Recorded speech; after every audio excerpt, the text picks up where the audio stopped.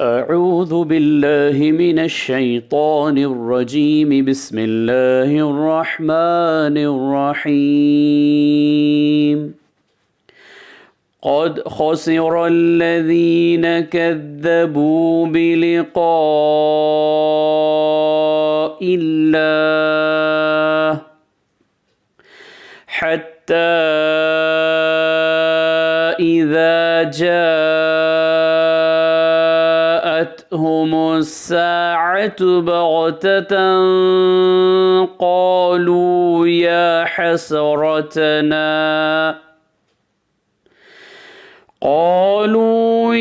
حسرتنا على ما فرطنا فيها وهم يحملون أوزارهم على ظهورهم